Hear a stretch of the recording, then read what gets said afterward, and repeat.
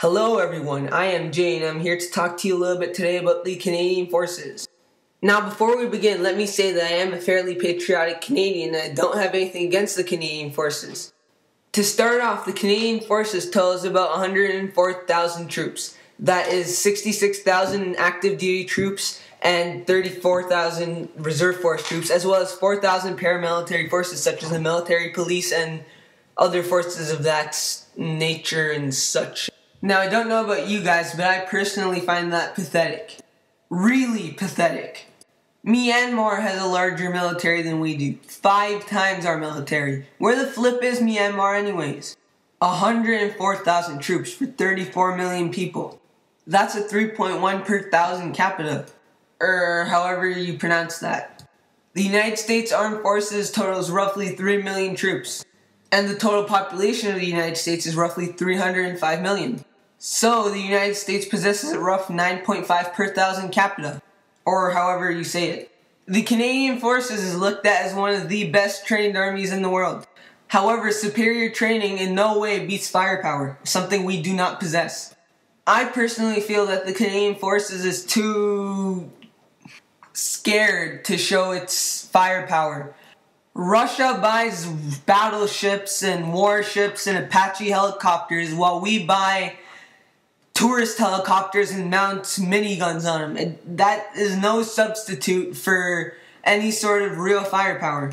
It also seems like our governments don't want to fund our militaries. When the Harper government campaigned promising us 60 new fighter jets, the Liberals threw their hands up in the air and said, "We don't need new fighter jets. We have 30-year-old dinosaurs that are still functional, and by the way, it's not like we're getting into a war anytime soon." And that's where they went wrong, because truth is, there probably is going to be another war soon. And Canada is going to be right at the heart of it. Because as our world's oil supplies run low, the Canadian Arctic does look pretty tempting. 3,921,000 square kilometers of untapped oil reserve.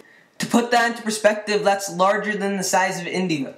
So I think that the Liberals and other military opposing people need to open up their eyes and understand that just because we're a peaceful country doesn't mean that all the other countries of the world aren't going to pounce on us as soon as their oil supply and water supply runs out. And the public needs to stop being so scared of killing. They need to stop acting shocked when they realize that armies in the end are meant to kill. They're there to kill. As much as they can say they're there for defense, they are meant to kill.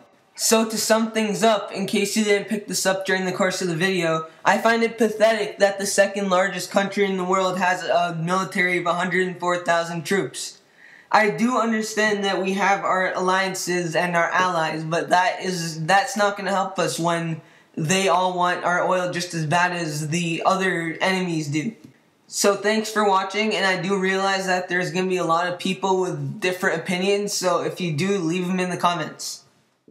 I feel the need to tell you guys once again that I have nothing against the Canadian Forces and I really do respect the men and women who have chosen to fight for their country. I do, however, have something against the ignorant politicians who think that our military is well enough equipped. Thank you for watching and do leave your opinions in the comments, please.